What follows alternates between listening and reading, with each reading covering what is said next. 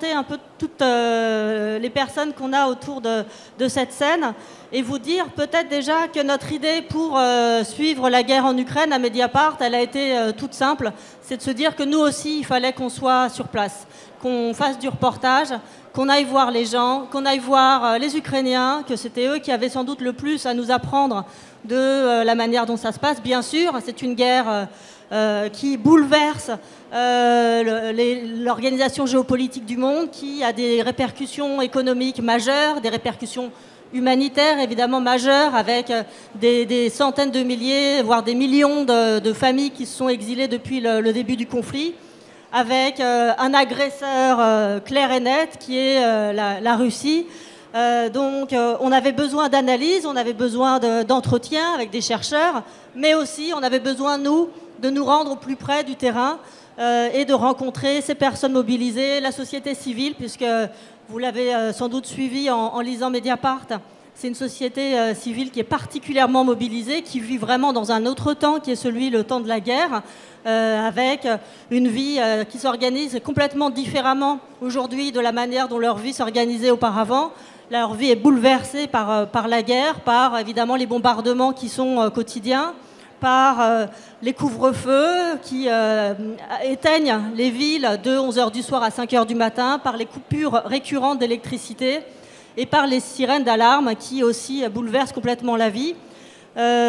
Donc pour nous, c'était vraiment essentiel d'aller voir ces personnes et de leur faire raconter leur quotidien pour comprendre mieux les enjeux. Donc c'est comme ça en fait qu'on a mis en place notre couverture éditoriale, en faisant en sorte qu'on puisse se relayer, que l'ensemble de l'équipe de Mediapart puisse se relayer sur le terrain. Parce que vous savez peut-être, c'est encore une de nos forces. On n'est pas si nombreux à Mediapart.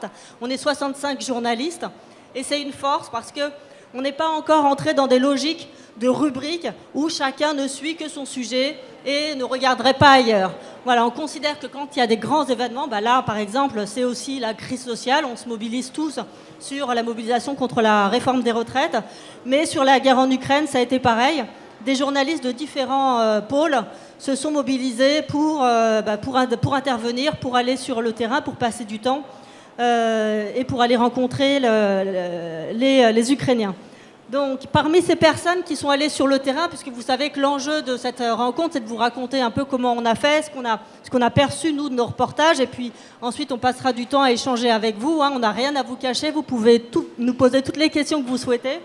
Donc, Laurent Gélin, qui est parti 2 fois en Ukraine, mais qui a aussi fait toute une série de reportages dans les pays limitrophes, parce que ça nous paraissait important, notamment du fait qu'on ne puisse pas aller en Russie, même si on a un pigiste qui est encore en Russie, et donc lui, le pigiste qui est à Moscou, c'est Julien Colligne, et puis une pigiste qui est entre Moscou et la Géorgie, je crois. Laurent, lui, est allé en Finlande, également en Estonie et je crois en Moldavie, si je me souviens bien. On en fait à peu près le tour. Mathilde Gohanet, qui, elle, vous voyez, est au pôle société habituellement et qui connaît bien la région, peut-être tu pourras en dire un mot si tu le souhaites, et qui s'est proposé aussi pour partir en reportage en Ukraine. Et Christophe Guignot, qui est au pôle politique, et qui, c'est pareil, a arrêté de suivre l'extrême droite, qui est un autre sujet important, mais qui a mis ça entre parenthèses quelques semaines pour partir en Ukraine. Peut-être qu'on commence avec toi, Laurent. Si je vous propose qu'on fasse un petit tour, que chacun d'entre nous vous raconte un peu ce qu'on a perçu sur le terrain, des choses à partager avec vous, et puis après, je vous cède la parole. Merci Karine. Effectivement, alors je suis allé 4 fois en Ukraine, pas 2, mais voilà, j'ai dû passer environ, depuis février dernier, environ 3 mois sur place en total. Alors c'est moins que d'autres journalistes, mais c'est quand même pas mal. Moi, c'est un pays que je connaissais parce que j'ai habité en Ukraine entre 2010 et 2014. Mathilde aussi, d'ailleurs, un peu avant moi. Donc c'est un pays qu'on a vu se transformer, se changer, et qu'on a vu évoluer en fonction des influences qui a fait peser sur ce pays à la fois l'invasion de 2014, Maïdan, l'invasion de 2014 de la Crimée, la guerre qui commençait ensuite dans le Donbass, et puis évidemment ce nouveau conflit de grande ampleur qui s'est déclenché après le 24 février. Et ce que disait Karine, et c'est sur quoi peut-être on va essayer d'insister, c'est que cette société civile ukrainienne a une résilience tout à fait extraordinaire. C'était déjà le cas à partir de 2013-2014 où vous aviez une mobilisation tout à fait formidable qui s'est constituée au niveau par exemple des cercles d'amis. Dans un cercle d'amis on se mobilise, on fait des cagnottes, on organise l'aide humanitaire pour le front, on mobilise la diaspora à l'étranger pour envoyer de l'argent, etc. Donc il y a une société de guerre qui s'est mise en place dès 2014. Et c'est sûrement ça que Poutine avait oublié de comprendre ou n'avait pas voulu voir, c'est que l'Ukraine de 2022, évidemment, n'avait plus rien à voir avec l'Ukraine de 2014, et que quand les Russes ont attaqué le 24 février 2022, c'était une société à la fois qui avait l'expérience de la guerre, du combat, de la mobilisation, et qui a su réagir très vite. Voilà. Alors, on pourrait y revenir. Moi, le point sur lequel je voulais insister, et pour faire un peu contre-feu, je dirais, aux critiques éventuelles que les gens peuvent avoir, c'est non, le gouvernement ukrainien n'est pas angélique, non, le gouvernement ukrainien n'est pas idéal, non, la société ukrainienne, bien sûr que la société ukrainienne a des problèmes, oui, il y a des phénomènes corruptifs dans cette société. Et ici, à Mediapart, on a essayé aussi, tout en rendant compte de la guerre, des atrocités, des déplacements de population, des meurtres, etc., aussi des ambiguïtés de cette société ukrainienne et du pouvoir ukrainien, et pourquoi pas de pointer du doigt aussi les dysfonctionnements de ce pouvoir, puisqu'il est important, quand on est journaliste aussi, de pointer ces errements ou ces dysfonctionnements pour pouvoir avoir une information balancée, équilibrée, et également pour aider la démocratie ukrainienne, puisque quand on met le point sur des points plus difficiles, c'est comme ça aussi qu'on fait évoluer une démocratie, le droit de la presse, etc. Alors pour vous donner quelques exemples de cette société ukrainienne vivante qui se bat, qui réagit, mais qui a aussi ses zones d'ombre. Par exemple, le gouvernement de Zelensky, évidemment, est un gouvernement ultralibéral. Il l'était avant la guerre. Et cette libéralisation de l'économie s'est accentuée pendant la guerre. C'est-à-dire que le gouvernement a par exemple fait passer une loi sur le travail qui libéralise totalement le droit du travail en Ukraine. Aujourd'hui, la loi a été votée à l'automne dernier. Vous pouvez travailler 70-80 heures par semaine sans avoir de droit particulier. Vous pouvez être renvoyé du jour au lendemain. Vous pouvez voir vos vacances ou vos congés annulés. Donc ça, c'est aussi des choses que nous, en tant que journalistes, on doit pointer pour avoir un traitement équilibré de l'information. Tout comme on doit pointer les dérives éventuelles qui peuvent intervenir dans les zones libérées, que les Ukrainiens libèrent, avec des règlements de compte qui peuvent parfois être compliqués. Comme on doit pointer évidemment les intérêts que les grandes puissances trouvent dans cette guerre, au premier lieu les États-Unis, puisque pour les États-Unis, évidemment, cette guerre est du pain béni.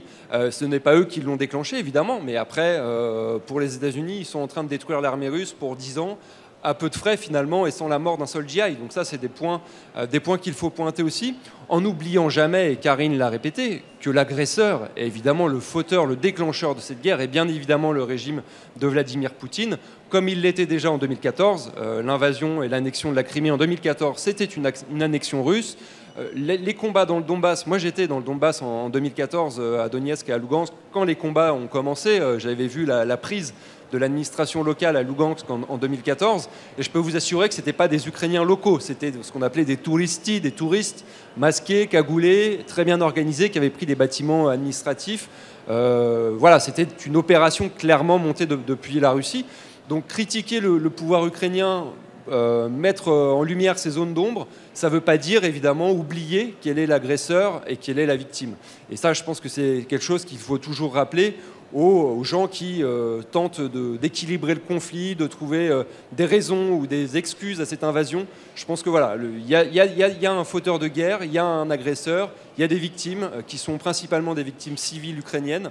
Et ça, il faut continuer à le noter, même si évidemment vous avez aussi des victimes civiles dans le Donbass, victimes des bombardements ukrainiens. Malheureusement, c'est la guerre et ça, ces victimes sont aussi à prendre en compte. Évidemment, toute vie humaine est dure et respectable. Voilà, c'est un peu le travail qu'on essaie de mener à Mediapart, d'avoir ce balancier, reconnaître la réalité de l'agression, reconnaître les victimes civiles sur le terrain, pointer les zones d'ombre du gouvernement ukrainien ou ses éventuelles dérives, et je pense que c'est important et que d'ailleurs la plupart des médias français le font correctement. Voilà, c'est un peu le balancier sur lequel on essaie de se tenir. Peut-être que Mathilde veut rajouter quelque chose. Non, mais je voulais vous dire, oui, effectivement, ce travail un peu collectif qu'on mène sur place, ici en France, et puis là-bas en Ukraine. Moi, je connaissais l'Ukraine au début des années 2000, enfin, en tout cas en 2006-2010, après avoir pas mal tourné dans la zone post-soviétique, donc avec pas mal de similitudes, puisqu'on a aussi eu d'autres guerres dans cet espace-là depuis l'indépendance et la fin de l'Union soviétique. Et c'est vrai que d'abord, en fait, les premiers moments, les premières semaines de déclenchement du conflit total en 2022, puisque la guerre a commencé en 2014, Laurent l'a rappelé, on a surtout tâché de décrire ici à distance, mais avec les connexions qu'on avait sur place, voilà, l'effroi, la violence de la guerre, le déplacement des populations, et aussi de faire comprendre et de faire connaître tout simplement à nos lecteurs et à nos lectrices françaises ce qu'était l'Ukraine, parce que malgré nos efforts répétés, journalistes indépendants, journalistes pigistes sur place, les intellectuels, les historiens, les artistes ukrainiens, il faut être clair, l'Ukraine n'était pas du tout sur la carte mentale des Européens de l'Ouest. Donc c'était déjà ça, en fait, raconter ce que c'est que ce pays, quelles sont ses villes, quels sont ses habitants, sont-ils russophones, sont-ils ukrainophones, est-ce que ça a une importance dans le conflit, voilà, un peu refaire les bases, d'une certaine manière, dans une extrême violence et dans une situation dramatique. Donc ça a été le travail des premières semaines, des premiers mois, et puis ensuite est venu le temps un peu plus froid, avec d'énormes guillemets, de justement prendre ce pas de recul que décrivait Laurent sur la description de cette société, parce que c'est aussi l'espoir de l'après. Qu'est-ce qui se passera à la fin de cette guerre? Dans quel état sera la société? Dans quel état sera le pouvoir? Qu'ont fait ces gens pendant des mois et des mois qui se traduira dans une transformation de cette société? Et on est beaucoup à penser que l'indépendance de l'Ukraine s'achèvera d'une certaine manière, dans le sens se consolidera à la fin de cette guerre, puisque la société y a jeté toutes ses forces, toutes ses critiques, voilà, tout son enthousiasme, mais aussi toute cette adhésion avec condition, quoi, à ce que fait le pays actuellement. Et donc est venu le temps de sujets un peu plus froid, donc sur le féminisme, sur la question de l'égalité des droits, sur le terrain par exemple de la communauté LGBT, des soldats LGBT, la question du milieu artistique, ultra vivace, je pense qu'on est nombreux à l'avoir remarqué sur le terrain. Donc c'est une société qui n'est pas du tout terne, c'est une société qui continue à bouger, à sortir, à aller au théâtre, à écouter de la musique, tout en collectant de la nourriture, des armes, tout en envoyant des soldats et des soldates au front. Voilà, tout ça existe et il faut le raconter. Et puis aussi raconter l'exil, parce que c'est une part, une dimension très importante de cette guerre. Cette guerre se joue sur place avec des Ukrainiens sur place. Et puis elle se joue aussi à l'étranger avec ces centaines de milliers d'Ukrainiennes, en majorité qui sont à l'extérieur du pays et qui vivent ce conflit avec évidemment beaucoup d'angoisse, une angoisse similaire à ceux qui sont restés, mais sans peut-être aussi cette espèce d'adrénaline et d'énergie qui fait tenir la société ukrainienne pour le moment dans le pays. Donc cette dualité là, cette population qui est coupée en deux, ça nous semble aussi hyper important à raconter, pas seulement sous le volet humanitaire de l'accueil qui est hyper important, on l'a fait aussi, Nejma, Brahim l'a fait beaucoup aussi ici, mais aussi sur cet éventuel fossé, en tout cas ces différences qui se jouent entre ceux qui vivent la guerre à l'intérieur et ceux qui la subissent à l'extérieur. Voilà, mais on répondra à vos questions, ce sera sûrement plus intéressant. Christophe. Bonjour à tous. Je vais être plus bref que mes camarades, déjà parce que moi je n'ai jamais été en Ukraine avant d'y aller en début avril, juste après le début de l'offensive russe. Et j'avais jamais par ailleurs d'expérience de journalisme de guerre, on va dire. Mais voilà, c'est intéressant, c'est que j'y ai été donc une première fois un mois et demi après le début du conflit et une seconde fois en octobre dernier, donc après les succès ukrainiens dus à la contre-offensive. Et Dès l'arrivée à la frontière entre la Pologne et l'Ukraine, quand je suis arrivé la première fois, il y avait un afflux de femmes, comme le disait Mathilde, et d'enfants qui quittaient le pays vraiment de manière dingue. La gare était complètement saturée, etc.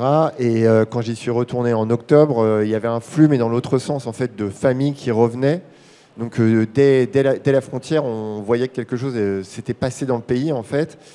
Voilà. Et la deuxième fois où j'y suis allé aussi, j'ai été voir des mineurs dans l'est du pays, donc à une quarantaine de kilomètres du front, donc, qui travaillent dans des mines de charbon. Ce sont des russophones. Et donc il me paraissait intéressant de voir un peu eux où ils en étaient par rapport à la guerre, puisque en fait le pari de Poutine quand même, c'était de dire les partis russophones du pays vont être facilement assimilés à la Russie, ce qui n'a pas été le cas. Et d'ailleurs, c'était très intéressant de voir ces mineurs qui parlaient russe entre eux et qui étaient vraiment de culture beaucoup plus russe qu'ukrainienne, en fait, qui étaient en train d'avoir une nouvelle fierté de travailler dans ces mines, de travailler pour l'effort de guerre ukrainien. Donc voilà, et j'ai pas grand-chose d'autre à ajouter. Je pense que le mieux, c'est quand même de prendre vos questions. Dans ce qu'on peut voir des actualités, on a l'impression que c'est un peuple qui ne semble pas vouloir arrêter la guerre.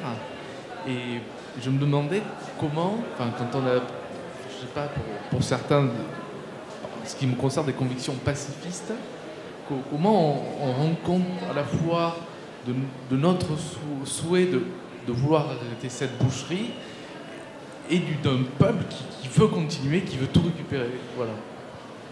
Moi, je veux bien dire un mot, parce que je suis la dernière d'entre nous à être allée sur place pour les 1 an de la guerre en Ukraine. Et effectivement, j'ai été très frappée par ce que vous dites, à savoir que j'ai eu face à moi des gens qui ne sont pas du tout prêts à céder un pouce de leur territoire, et donc qui sont prêts à aller jusqu'au bout. C'est-à-dire, maintenant, c'est pas seulement récupérer le Donbass qui les intéresse, mais aussi la Crimée. Et je suis pas sûre, je ne sais pas si on avait des éléments là-dessus au début de la guerre, je ne suis pas sûre que les positions étaient aussi tranchées et radicales au début de la guerre en Ukraine. Donc effectivement, il y a eu un effet de cette guerre de Poutine qui a été, ça a été très bien dit, de sans doute consolider la démocratie, la nation ukrainienne, mais aussi de la radicalité et la haine contre les Russes. Je ne suis pas sûre qu'un an avant, il y a 1 an, on pouvait parler de haine à ce point contre les Russes, même si effectivement, il y avait donc, ça a été rappelé aussi, la guerre depuis 2014. Donc les deux peuples n'étaient pas en terrain d'entente et en bons amis, évidemment. Mais là, il y a une radicalisation qui s'est jouée au cours de l'année autour de cette guerre. Après, et donc, effectivement, là, l'idée, c'est que les personnes que j'ai rencontrées à chaque fois, lors des entretiens, on a toujours tendance, quand on est journaliste, à vouloir essayer de finir sur une note plus heureuse. Vous voyez, quand les personnes ont pleuré pendant l'entretien, ont dit des choses très difficiles, on a envie d'essayer de voir si on peut ouvrir des perspectives ensemble. Donc c'est ce que j'essayais de faire, et je pense que sans doute beaucoup d'entre nous essayons de faire, en leur disant, mais quand est-ce que vous voyez la fin? Comment vous voyez les choses? Quels sont vos rêves? Quels sont vos projets pour la suite? Une sorte de question basique. Et à chaque fois, la réponse était la même. Je n'ai pas de rêve, je n'ai pas de projet. Je suis dans la guerre. Je ne me reposerai qu'au moment où la victoire sera acquise. Et on ne s'arrêtera pas d'ici là. On ne voit qu'au jour le jour. Et je n'ai pas de perspective à plus d'une semaine. C'est-à-dire qu'on a face à nous des gens, comme je vous disais tout à l'heure, qui sont dans un autre espace-temps, qui est le temps de la guerre. On le lit, on l'entend dans les entretiens avec les historiens qui nous parlent de ce que ça a été la guerre en France en 2014, en 1914-1918, au cours de la Deuxième Guerre mondiale aussi, ce temps qui bascule dans d'autres modalités, avec des enjeux et des manières d'appréhender la vie qui sont complètement différents. Et ça, voilà, je pense que ça fait typiquement partie des choses qui ont basculé et qui ont changé. Alors après, en tant que journaliste, je ne sais pas là si on peut demander à des gens de baisser les armes, en fait, puisqu'ils savent bien aussi, un autre élément important à prendre en compte, que leur survie ne dépend que d'eux. Ils ne peuvent compter que sur eux-mêmes. Bien sûr, ils sont très contents. Ils sont tous très contents de voir que telle arme, tel équipement, tel char arrive et livré par les Européens ou par les Américains. Mais les seules personnes qui vont au front aujourd'hui, ce sont des Ukrainiens, hommes. Voilà, c'est quand même ça, il ne faut pas l'oublier. Les morts sont de leur côté et uniquement de leur côté. Je parle pas des Russes, mais en tout cas en termes de soutien militaire, les Ukrainiens savent qu'ils ne peuvent compter de toute façon que sur eux-mêmes. Donc là, on sent bien une société qui est mobilisée pour aller jusqu'au bout. Jusqu'au bout pour récupérer l'intégralité territoriale qui lui a été contestée par les Russes. Et peut-être pour compléter, beaucoup d'Ukrainiens du centre et de l'Ouest s'en veulent beaucoup d'avoir baissé la garde en 2014, enfin en 2015-16. Ils le disent souvent, on a laissé tomber l'Est en considérant que finalement ce n'était pas tout à fait chez nous, et donc on a moins regardé, moins soutenu les soldats, et ça nous est retombé dessus 6 ans plus tard. Et donc je pense que ça c'est un traumatisme assez fort de ne pas retomber dans cette lassitude ou dans cet éloignement parce que le front se cantonnerait sur la partie est-sud du pays. Et peut-être Christophe s'en souvient parce qu'il le disait dans un reportage, le pacifisme est mort en Ukraine. Je veux dire, on peut toujours en discuter ici, c'est une discussion intéressante, à quel moment il faut faire la guerre, à quel moment il ne faut plus la faire. Est-ce que les Ukrainiens ont raison d'aller jusqu'au bout? C'est une conversation qu'on peut avoir, nous, et qui, à mon avis, est nécessaire. Mais si on parle de la position ukrainienne, le pacifisme est mort, parce que si on cède maintenant, on se reprendra une gifle dans 10 ans. Voilà. De toute façon, qu'est-ce que la Russie propose à l'Ukraine? Je veux dire, qu'est-ce que Poutine propose aux territoires qui sont occupés par l'armée russe? C'est des exactions, c'est des femmes violées, c'est une interdiction d'apprendre l'ukrainien, c'est une négation de l'identité ukrainienne. Donc je veux dire, la Russie en soi ne propose pas grand-chose. Le projet politique russe en Ukraine est égal à peu près à zéro. Une démocratie corrompue et autoritaire qui parle russe. Voilà, c'est ça que la Russie propose en Ukraine. Et depuis 2014, en réalité depuis 91, mais depuis 2014, vous avez la construction d'une véritable identité nationale ukrainienne. Vous savez, toutes les identités nationales sont des constructions artificielles, y compris l'identité française. Et l'identité ukrainienne est en construction. C'est-à-dire que dans des familles où vous avez des gens qui ont toujours parlé russe, qui étaient russophones, vous avez des enfants qui, d'un jour à l'autre, se mettent à parler ukrainien dans la sphère publique. Et parler ukrainien ou russe aujourd'hui en Ukraine, c'est un choix politique. Ça veut dire, voilà, j'affirme mon identité, qui n'est pas forcément l'identité qu'a portée ma famille dans les décennies précédentes. Mais là, je fais le choix, moi, citoyen de ce pays-là, de me référer et de m'identifier à ce pays, parce que j'estime qu'il m'apporte plus de choses, ou m'apporte plus d'avantages, plus de reconnaissance, que ce que pourra m'apporter le projet politique russe. Et c'est ça qui se passe aujourd'hui en Ukraine. Sachant que ceux qui avaient encore l'illusion potentielle que la Russie, quand elle envahirait l'Ukraine, pourrait apporter la paix, la prospérité. Il y a des gens qui imaginaient ça dans l'est de l'Ukraine. Je crois que beaucoup en sont revenus en voyant les bombardements. Et d'ailleurs, les villes qui ont été détruites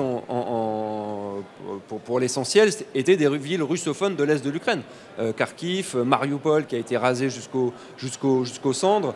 Ça, c'est des villes où potentiellement Poutine aurait pu trouver des alliés, à savoir des gens non pas forcément russophone, mais au moins nostalgique de la période soviétique. Et là encore, il y a une différence intéressante à comprendre, c'est-à-dire que dans le Donbass en 2014, les gens qui sortaient dans la rue pour soutenir les séparatistes, ce n'étaient pas forcément des gens qui étaient pro-Poutine ou pro-russes, c'était des gens issus de l'Union soviétique, pour la plupart des retraités, qui regrettaient un modèle social qui leur était plus favorable à l'époque, puisque le Donbass était le centre névralgique, un des centres névralgiques de l'Union soviétique et un des centres industriels les plus développés. Et quand vous étiez ouvrier dans le Donbass durant l'Union soviétique, vous étiez l'élite de l'Union soviétique.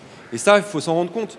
Donc en 2014, quand le pouvoir change, ces gens-là, et quand le pouvoir décide de fermer des mines d'État, des mines de charbon, ces gens-là ne revendiquent pas forcément d'être rattachés à la Russie. Ils demandent juste qu'on les respecte un peu.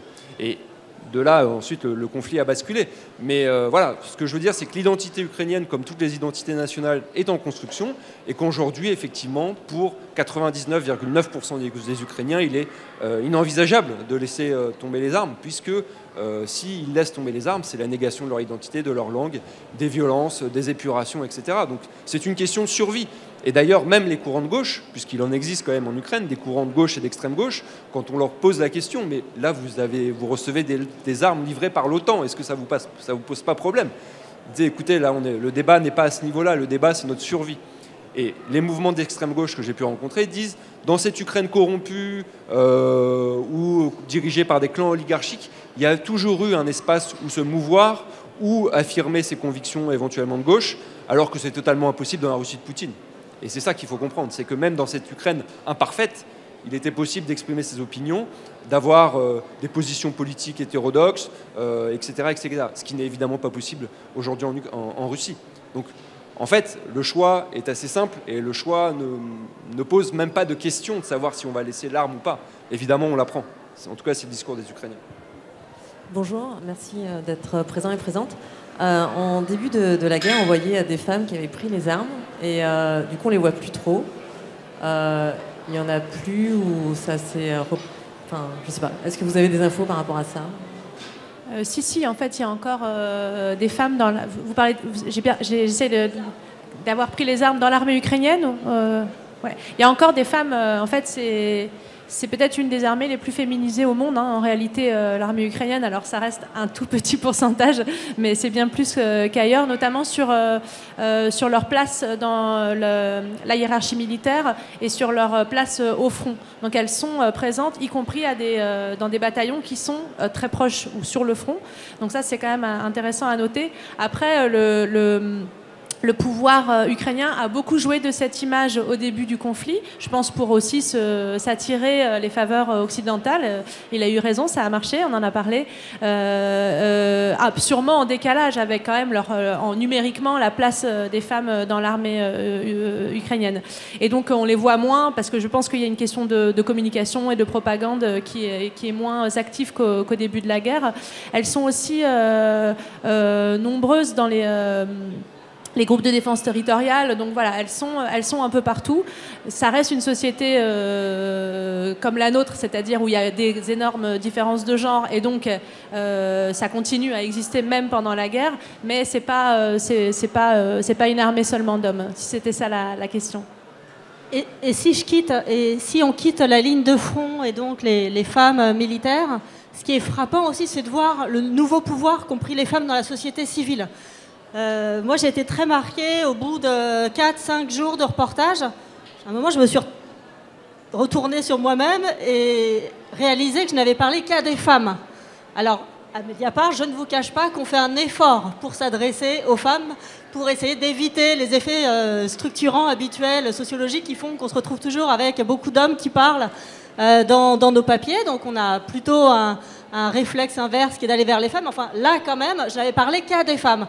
Et c'est pas anodin, et ça s'explique par le fait que beaucoup de femmes, du fait que les hommes sont actuellement au front ou chez eux en attente d'être mobilisés, les femmes ont pris un pouvoir spécifique dans la société civile.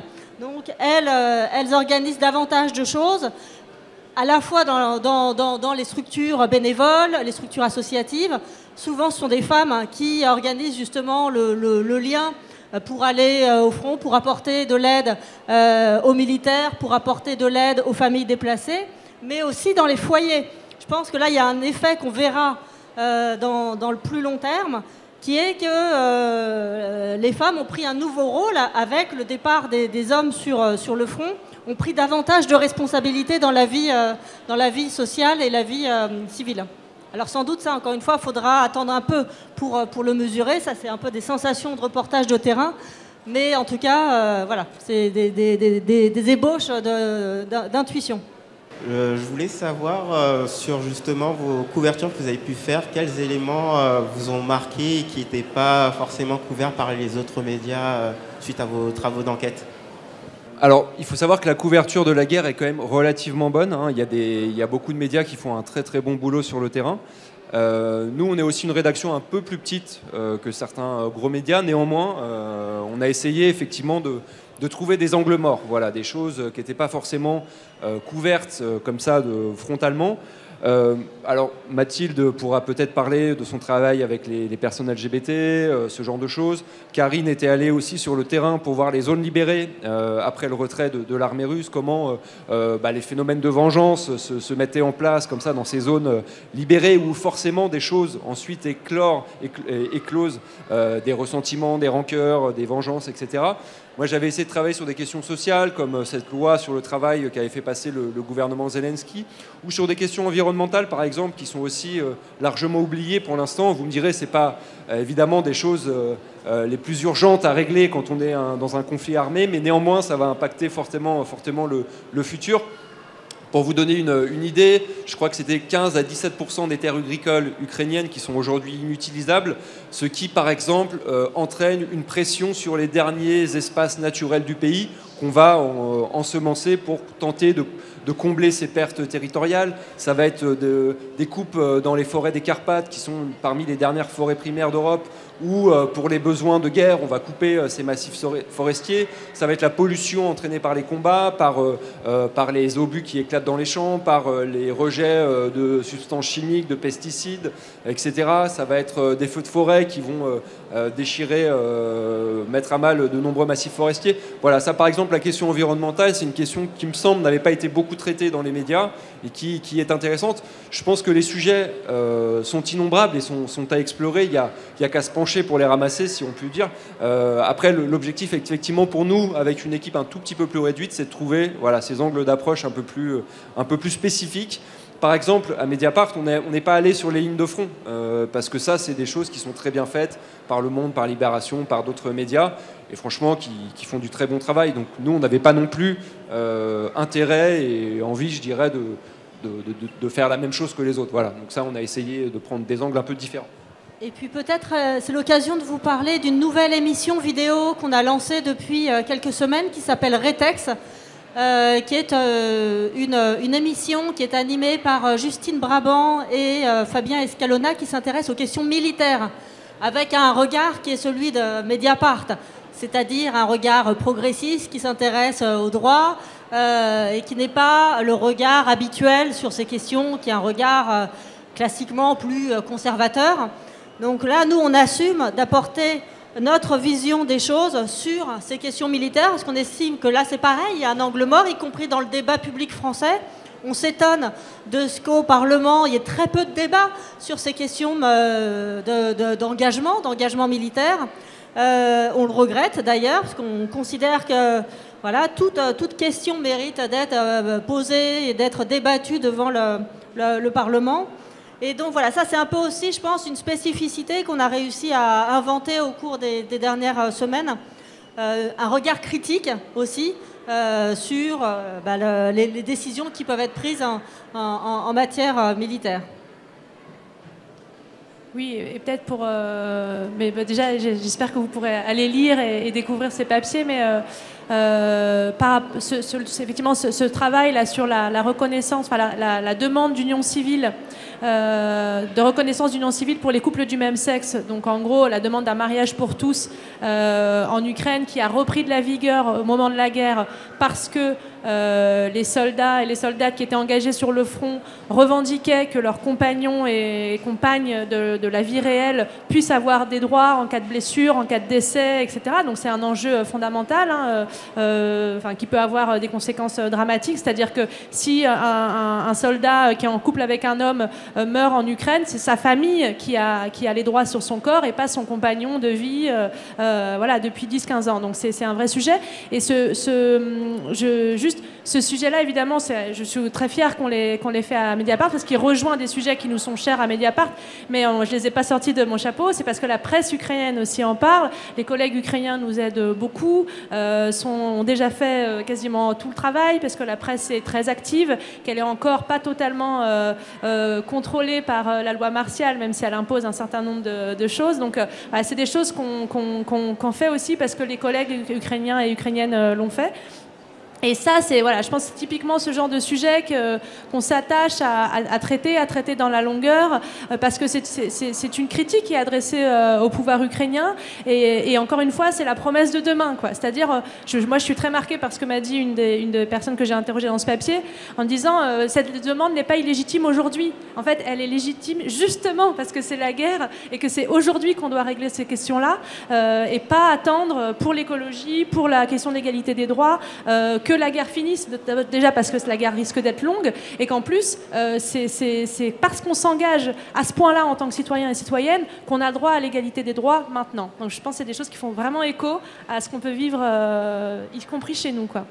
Juste en 2 minutes, je crois que dans les tranchées ukrainiennes aujourd'hui, et c'est ce que racontaient beaucoup d'intervenants que j'ai pu rencontrer, il y a l'immense espoir qu'une autre société s'invente demain. Alors, les après-guerres sont jamais ce que les gens ont espéré quand ils étaient sur le front. Hein, tout le monde le sait, c'est certainement souvent beaucoup plus sombre que ce que l'on espère. Néanmoins, il y a quand même une attente très forte aujourd'hui de la société ukrainienne qui se mobilise et qui se mobilisera pour ce qui va se passer après, pour la demande de droits sociaux, pour la demande de droits, comme disait Mathilde, sur la question LGBT, sur les questions environnementales. Voilà, il y a vraiment des demandes aujourd'hui. Alors on verra hein, certainement que toutes ne seront pas satisfaites et que les problèmes seront très nombreux. Néanmoins, il y a quelque chose quand même qui est en train aussi de se construire dans les tranchées. Oui, et puis, ce qui m'avait rassuré la deuxième fois où j'y étais, c'est qu'il y a une conscience chez les chercheurs et même chez une partie du personnel politique d'un déséquilibre actuel du pouvoir, en fait. C'est-à-dire qu'en gros, le gouvernement a beaucoup plus de pouvoir par rapport au Parlement, la REDA, et par rapport à la société civile, qu'on comprend puisqu'ils ont besoin de prendre des décisions extrêmement rapides, tout ça. Mais il y a une énorme prise de conscience dans la société civile, chez les chercheurs, chez les politistes, de ce déséquilibre qu'il va falloir surveiller et sur lequel il faudra apporter des solutions dans l'après-guerre. Mais en fait, ils sont tous tellement de toute façon dans une société de l'instantané en ce moment que voilà. Mais en tout cas, ils ont ça en tête et c'est quand même assez rassurant sur la suite. Bonjour, merci beaucoup. Est-ce qu'il y a encore des soldats non ukrainiens, des soldats qui viennent d'autres pays? Et quelle est l'acceptation sociale de ces soldats par les Ukrainiens? Oui, il y a toujours des soldats étrangers. Alors, honnêtement, je ne pourrais pas vous dire combien, je n'ai pas trop travaillé sur la question. Il y a des bataillons internationaux qui rassemblent des Américains, des Français, des Polonais, etc. Des Géorgiens, beaucoup de gens d'ex-Union soviétique. Honnêtement, je ne pourrais pas vous dire combien. On voit souvent passer des avis de décès de soldats qui sont morts sur le front. Il y a un Français qui est mort encore il y a quelques jours, il me semble. Et socialement, oui, je pense qu'ils sont très bien intégrés dans le sens où ils prennent les armes et où ils se battent pour l'Ukraine. Donc, a priori, il n'y a pas de problème particulier socialement pour ces soldats-là. Ils sont payés d'ailleurs par l'armée ukrainienne. Voilà, ils sont engagés dans l'armée, payés par l'armée. Donc, il n'y a pas de différence fondamentale avec un soldat ukrainien. Et il y a encore effectivement des gens qui se battent côté ukrainien, ouais, des étrangers. Donc vous avez dit que vous ne pouviez plus envoyer de journalistes en Russie. Et moi, je me demandais si vous savez ce qu'il en est des relations entre les Ukrainiennes, Ukrainiens et Russes, notamment quand il y a des familles où il y a des personnes dans les deux pays, si c'est complètement rompu ou s'il y a encore des choses qui se passent. Juste sur la question, on a un pigiste aujourd'hui qui était déjà installé à Moscou et qui continue de travailler pour nous, qui doit renouveler son autorisation auprès des autorités russes tous les 3 mois, me semble-t-il. Voilà, mais donc on a quelqu'un qui travaille pour nous depuis la Russie, qui ne travaille pas que pour nous, hein, il travaille également pour d'autres médias. Mais donc on n'est pas sans information complètement depuis la Russie. Et je te laisse parler. Je pense qu'on a tous des expériences là-dessus, mais moi, les personnes que j'ai rencontrées qui avaient de la famille en Russie, généralement, toutes celles que j'ai rencontrées, en tout cas, avaient coupé les ponts, mais pas elles-mêmes parce qu'elles le voulaient, mais en fait parce que la propagande est telle en Russie que les récits étaient tellement différents d'un côté et de l'autre de la frontière que les gens ne pouvaient plus s'entendre. Et pour l'anecdote, j'ai une très bonne amie qui est russe, qui est installée en France depuis 15 ans et qui n'évoque plus jamais le conflit avec ses parents qui sont restés sur place parce que en fait, ils ne se comprennent pas.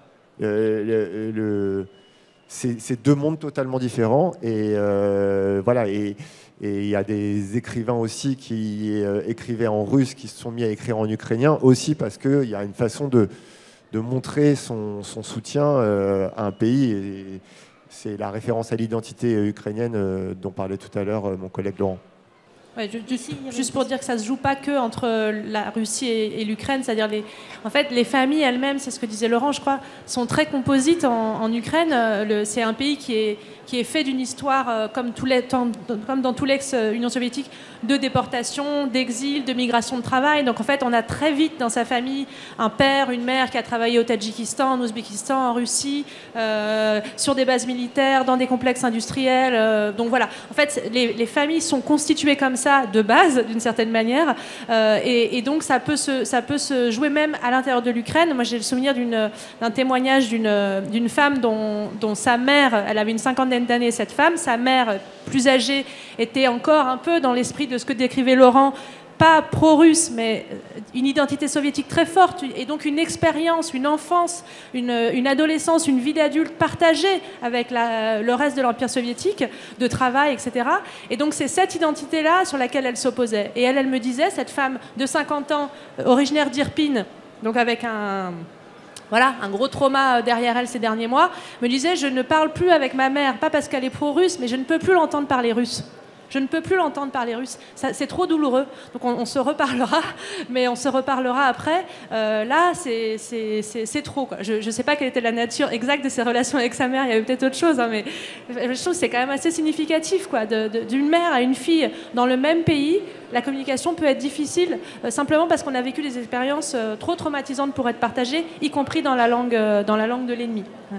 Juste une minute, par exemple. Ce qu'il faut comprendre aussi, c'est que sur les 7 millions d'Ukrainiens qui ont quitté le pays, il y en a aussi beaucoup qui se sont réfugiés en Russie.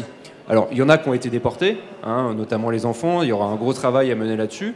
Mais il y a des gens qui étaient dans le Donbass, donc côté séparatiste, qui se sont réfugiés en Russie, tout simplement, par exemple, parce qu'ils avaient de la famille en Russie. Et moi, j'ai eu pas mal de cas où les gens sont arrivés en Europe en passant par la Russie. C'est-à-dire, ils se réfugient en Russie chez la famille, ensuite ils reviennent en Europe par l'Estonie, par exemple. Et ce qu'il faut souligner aussi, c'est que certes, il y a du lavage de cerveau en Russie, certes, c'est une société médiatiquement sous contrôle, mais il y a aussi des réseaux de résistance. Et j'ai recueilli, moi, des témoignages de réfugiés ukrainiens qui ont été aidés en Russie par des militants qui leur ont payé des billets de train ou des cars pour s'échapper par l'Estonie, qui les ont aidés matériellement. Même un témoignage d'un jeune qui a été introduit illégalement en Biélorussie par un Russe qui lui a fait passer la frontière en disant « Je ne peux pas faire grand-chose, mais ça, au moins, je peux le faire pour toi. C'est-à-dire, je te fais rentrer illégalement en Biélorussie pour qu'ensuite, tu essaies de t'enfuir vers l'Europe. » Donc, il y a des réseaux de résistance qui existent aussi en Russie, et ça, il faut le signaler. Il y a un moment, en fait, où les Ukrainiens qui habitaient dans les zones occupées ne pouvaient, s'ils voulaient fuir, ne pouvaient partir que par la Russie, en vérité. Hein, et ils n'avaient plus la possibilité de partir par leur propre territoire, sinon ils auraient dû passer par la ligne de front. Donc voilà, moi de mon côté, j'ai fait la rencontre avec une enseignante qui a été dénoncée par ses propres collègues parce qu'elle ne souhaitait pas continuer d'enseigner en russe. Au moment donc où elle vivait dans un territoire occupé par les Russes, et elle a décidé de fuir parce qu'elle savait que sa vie était en danger. Elle a été torturée par les forces séparatistes puis par les Russes eux-mêmes, et pour fuir elle a dû fuir par la Russie. Donc évidemment on imagine c'est quand même très compliqué quand on fuit des forces russes en fuyant par la Russie puis en passant ensuite par l'Estonie. Deux questions. La première, j'ai cru comprendre que depuis 2014, Poutine avait purgé tous les autonomistes qui étaient un peu indépendants, mais que donc le sentiment pro-russe dans les zones séparatistes a beaucoup baissé, mais qu'il y a quand même une certaine mémoire des exactions de 2014. Donc est-ce que vous pensez qu'une réconciliation nationale est possible, ou est-ce que l'armée ukrainienne va massacrer les séparatistes si elle reprend le territoire ? Deuxième question, vous avez dit que la critique était importante mais qu'elle pouvait se faire ici et pas là-bas. Justement, dans le contexte actuel où la propagande est monstrueuse des deux côtés et où tout discours est accusé de propagande d'un côté ou de l'autre, comment est-ce que c'est possible d'avoir une critique ? Sur la première question, sur la capacité de réconciliation, c'est tout l'enjeu, en fait, notamment du traitement des enjeux de collaboration. Donc, Karine s'en est fait un peu l'écho. Est-ce que la justice ukrainienne est armée et suffisamment soutenue pour être capable de faire ce travail de manière sereine, avec des critères qui sont juste dans le sens qu'est-ce que c'est qu'une collaboration, où est-ce qu'elle commence, où est-ce que commence la survie aussi dans certains territoires, est-ce qu'on juge une élite, est-ce qu'on juge une administration, est-ce qu'on juge des citoyens, ça c'est très important et vous avez raison de le souligner, dans les territoires qui sont en guerre depuis 2014, Laurent l'a dit, il y a des populations qui ont vécu sous les bombes ukrainiennes depuis 2014. Donc ça va être très très compliqué de faire revivre ces populations ensemble. Donc c'est un enjeu, à mon avis, après la fin de la guerre, c'est le deuxième enjeu auquel le pouvoir ukrainien va être confronté. Et il faut dire que pour l'instant, que l'expérience de 2014 n'est pas une très bonne expérience. Donc je pense qu'ils ont appris aussi de ça. Ils ont compris que c'était pas possible de faire comme ils ont fait en 2015-2016 quand les territoires ont été récupérés par l'armée ukrainienne et qu'il faudrait faire différemment. Et en même temps, il y a une énorme demande, une soif de vengeance aussi des Ukrainiens eux-mêmes sur certains personnels politiques et sur certaines parties de la population qui se sont laissées occuper, être occupées, enfin ça dépend comment on voit les choses. Donc il va falloir jongler entre ça. Et sur la deuxième question qui était sur la propagande russe, sur la force des deux propagandes, est-ce que c'est possible d'avoir ce débat en France ? Je pense que c'est justement tout ce travail qu'on essaye de faire. La question, par exemple, de la livraison des armes. Karine soulignait les missions Retex, mais Fabien Escalona aussi a travaillé, par exemple, sur la question de l'OTAN. Où est-ce que l'OTAN a péché ? Où est-ce que l'Europe et les États-Unis ont péché, en fait, à la fin de la guerre froide, pour se retrouver dans une situation dans laquelle on vit aujourd'hui ? Évidemment, cette critique peut être faite de la même manière à la Russie, mais donc il faut tout réexaminer. Il faut examiner le rôle de l'OTAN, il faut examiner le rôle de l'Europe. On a tendance à oublier, mais l'Europe a été une source de déception mais énorme en Ukraine. Ça n'a été que des déconvenus. Moi, j'aime bien rappeler que le visa free régime, donc en fait la liberté de circulation pour les Ukrainiens, c'est 2017. C'est 3 ans après le début de la guerre en 2014 dans le Donbass. Jusque-là, en fait, c'était bien plus facile d'aller à Moscou que d'aller à Varsovie pour un Ukrainien. Donc c'est toute une construction qui ne s'est pas faite en lien avec l'Europe, donc pour 1001 raisons, mais en tout cas, il va falloir réinterroger la question de l'intégration de l'Ukraine dans l'Europe. Enfin, il y a beaucoup de choses qui vont nécessiter un débat critique. Et par contre, je pense que la force de la propagande russe est quand même s'avère de moins en moins efficace puisqu'elle se confronte de plus en plus à des gens qui vont sur le terrain, qui vont en Ukraine et qui ne sont pas que absorbés, imbibés, intoxiqués par ce que peut dire Moscou. Le rôle majeur des journalistes, vous le savez, c'est vraiment de déjouer ces effets de communication, ces effets de propagande, qu'ils soient d'un côté ou de l'autre. Donc c'est notre travail. Après, on sait aussi d'où on parle. Notre point de départ, notre vision, c'est celle d'un peuple qui est agressé, le peuple ukrainien qui est agressé. Donc on parle en ayant ça en tête et on écrit en ayant ça en tête. En revanche, notre rôle restera toujours celui de savoir comment on déjoue les discours de propagande, comment on décortique les mécanismes de communication pour en faire, pour raconter les faits, les témoignages, faire parler les gens et réinsuffler une parole journalistique qui nous paraît devoir dominer dans un moment comme celui-là. Juste sur la question de l'après-guerre, et c'est une question essentielle, parce que c'est à l'heure où les combats se déroulent qu'il faut envisager ou essayer de penser l'après-guerre. Je pense que c'est très important, même si c'est difficile, et même si, encore une fois, le temps de la guerre est extrêmement court. On a quand même une expérience en Europe d'une après-guerre manquée, c'est celle de l'ex-Yougoslavie, où vous avez des conflits qui ont déchiré les Balkans entre 91 et 99, et où fondamentalement l'après-guerre n'avait pas été pensée, et cette après-guerre a donné lieu à des déplacements massifs de population. En Croatie, en 1995, où vous avez 200 000 Serbes de l'est de la Croatie, la Republika Srpska, qui sont chassés par les forces croates qui reprennent la région. Évidemment, les déplacements de population en Bosnie entre 92 et 95, et puis l'expulsion des Serbes du Kosovo en 99. Après les frappes de l'OTAN, l'entrée des soldats de l'OTAN au Kosovo, vous avez 200 000 Serbes qui sont expulsés de la région. Donc ça, c'est des expériences sur lesquelles il faudra s'appuyer pour ne pas refaire les mêmes erreurs. Il y a une expérience qui peut être valorisée dans les guerres yougoslaves, c'est celle de la rétrocession de la région de Slavonie orientale. Bon, c'est un peu spécialisé, mais c'est au nord de la Croatie. C'est une petite zone qui était peuplée par des Serbes qui faisait partie de la Republika Srpska entre 92 et 95 et qui a été placée sous l'autorité des Nations Unies pour avoir une réintégration progressive à la fin de la guerre dans l'État croate. Donc vous avez eu une période de transition où finalement cette région était gérée par les Nations Unies, où les Serbes du coup ne sont pas partis massivement, même si beaucoup sont partis, y compris après la réintégration de la région. Mais néanmoins, c'est une région aujourd'hui en Croatie où on trouve encore des Serbes et des Croates, ce qui est plutôt malgré tout positif. C'est une région sinistrée économiquement, dont tout le monde s'en va par ailleurs, mais c'est quand même un mini-point positif pour, si on veut imaginer un après-guerre en Ukraine, il faudra que, bien sûr, les populations sur place qui ont vécu dans le Donbass, en Crimée, si jamais le Donbass et la Crimée sont reprises, hein, pour l'instant on n'en sait rien, mais si c'est le cas, il faudra que ces populations, bien évidemment, soient protégées pour qu'on n'assiste pas à des mouvements de population massifs qui seraient bien sûr tragiques et catastrophiques. Merci beaucoup à vous. Merci à vous.